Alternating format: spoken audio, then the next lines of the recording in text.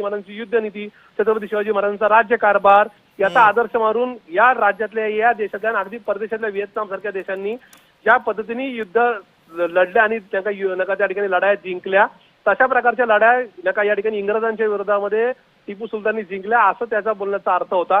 कुठे छत्रपती शिवाजी महाराजांची कुणाबरोबरही तुलना करण्याचा मनात सुद्धा कुणाचाही विचार येणार नाही। दुर्दैवाने नका एप्स्टीन फाईल असेल, अमेरिकन डील असेल, भगतसिंग कोश्यारी सारख्या छत्रपती शिवाजी महाराजांच्यावर कायम नका घाणेरडी टीका करणाऱ्या लोकांना दिलेला पद्मविभूषण पुरस्कार, ज्याच्यामुळे महाराष्ट्रात संतप्त भावना झाल्यात, याच्यावरून लक्ष हटवण्याकरता आज नका या ठिकाणी कालच्या 24 तासापासून भाजपने केलेला हा घाणेरडा परिणाम असा आमचा थेट आरोप आहे। प्रशांतजी तुम्ही सोबतच राहा, माझ्यासोबत आता अजित चव्हाण पण भाजपचे प्रवक्ते। अजितजी, प्रशांत जगताप असं म्हणतायत की हा भाजपनं जी काही कालची दुर्घटना झाली ते कुठेतरी त्याच्यावरती पांघरून घालण्यासाठी आजचा हा केलेला प्रकार आहे, असा थेट आरोप त्यांनी भाजपवरती केला। आपली प्रतिक्रिया? अहो, हजारो कोटी रुपयाची कामं भारतीय जनता पक्षाच्या सरकारकडनं केली, सुरक्षेला प्राधान्य देऊन ती विकासाची कामं झाली।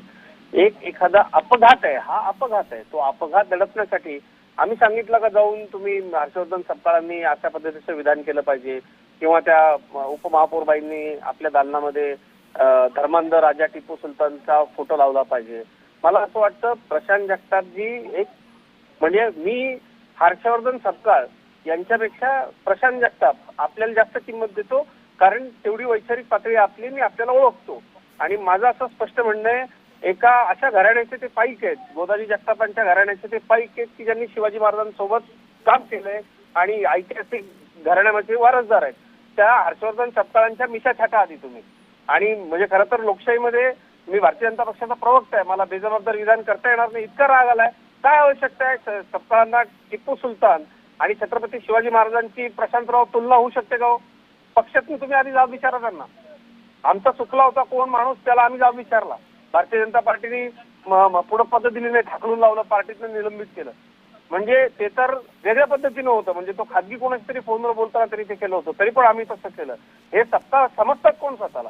म्हणजे छत्रपती शिवाजी महाराजांची टिपू सुलतानची तुलना होऊ शकते का प्रशांतराव? नाही, मुळात या ठिकाणी छत्रपती शिवाजी महाराजांची तुलना कधीच कुणाबरोबर होऊ शकत नाही, तसा तुलना करण्याचा प्रयत्न पण नाही। समकक्ष या शब्दाचा अर्थ आपण सगळे मराठी आहोत, आणि मी परत येतात समकक्षाचा अर्थ तुलना कशी होईल या संदर्भातले एकदा ज्यांना खरंच यांचं मराठीवर प्रभुत्व आहे, ज्यांना मराठीवर प्रशांतराव मी इतिहासामध्ये मास्टर्स आहे, मराठीमध्ये मास्टर्स आहे। समकक्ष याचा अर्थ तुलनाच होते, म्हणजे ते दोन्ही समान होते असा त्याचा अर्थ होतो। त्यामुळे माझी विनंती आपल्याला अशी आहे की आपण एक पत्र लिहा आणि आपली नाराजी तरी निदान व्यक्त करा। कारण काय होतंय माहितीये का, मी आपल्याला अतिशय प्रामाणिकपणे सांगतो, पाचवा जिल्हा मी आता ह्या दुसऱ्या 2 दिवसामध्ये फिरतोय, लोकांच्या मनामध्ये प्रचंड नाराजी आहे, तीव्र नाराजी आहे। आपण लांगुल चालन करा मतांसाठी, बाकी इतर गोष्टी काही करा म्हणा सपकाळांना, ती शिवरायांची तुलना टिपू सुलतानची केलेलं महाराष्ट्राला आवडलेलं नाहीये, हे अतिशय चुकीचं आहे। आणि त्या पक्षाचे जबाबदार कार्यकर्ते म्हणून आम्ही आमची नाराजी तुमच्याकडे व्यक्त करतोय प्रशांतराव। आपण या विषयामध्ये कुठलीही तडजोड न करता आपल्या प्रदेशाध्यक्षांना सांगितलं पाहिजे, तुम्ही चुकलाय, तुम्ही मागे फिरा, कारण ही राजकीय हितामध्ये पण होत राहील, पण शिवाजी महाराजांची अशा पद्धतीची अवहेलना, अशा पद्धतीची तुलना ही काही महाराष्ट्राला मान्य असू शकत नाही, माफ करा, हे चुकीचं आहे। नक्कीच मुळात विषय असा आहे की छत्रपती शिवाजी महाराजांचा इतिहास पाठ्यपुस्तकांमध्ये आणण्याचं काम याच काँग्रेस पक्षाने केलेलं आहे। काँग्रेस पक्षाच्याच राज्याच्या आणि देशाच्या राजवटीमध्ये या देशात विदेशामध्ये महाराजांची हजारो पुतळे आणि स्मारकं उभी राहिली। तर काँग्रेस पक्षाच्या प्रत्येक नेत्याला किंवा प्रत्येक महाराष्ट्राच्या देशातल्या नागरिकाला छत्रपती शिवाजी महाराजांबद्दल आदर किंवा त्या ठिकाणची ती अस्मिता आहे आणि उद्या सुद्धा राहील। अशा प्रकारे नका या ठिकाणी एखाद्या स्टेटमेंट नंतर या राज्यामध्ये अराजकता माजू नये याचं भान सगळ्याच राजकीय पक्षांनी ठेवावं, एवढीच माझी पुण्याच्या आणि महाराष्ट्रातल्या नागरिकांच्या वतीने सगळ्या राजकीय पक्षांना खास करून सत्तेतल्या पक्षाला विनंती राहील। नक्कीच, त्यामुळे आपण आता एकंदरीतच पाहतोय। धन्यवाद अजितजी आणि प्रशांतजी, तुम्ही जय महाराष्ट्र सोबत आपली प्रतिक्रिया दिली त्याबद्दल। आणि एकंदरीतच दगडफेकीमध्ये एक महिला पोलीस सुद्धा जखमी झालेली आहे अशी एक अपडेट आता सध्या समोर येते। मोठ्या प्रमाणामध्ये दगडफेक सुद्धा या ठिकाणी झालेली होती आणि याच पार्श्वभूमीवरती सध्या पोलिसांचा मोठा फौजफाटा सुद्धा तैनात करण्यात आलेला आहे। पुण्यामध्ये भाजपचे आणि काँग्रेसचे कार्यकर्ते आमने सामने आले आणि काही वेळासाठी इथे दगडफेक सुद्धा झाली। तणावपूर्ण सध्या परिस्थिती या ठिकाणी आता निर्माण झालेली आहे।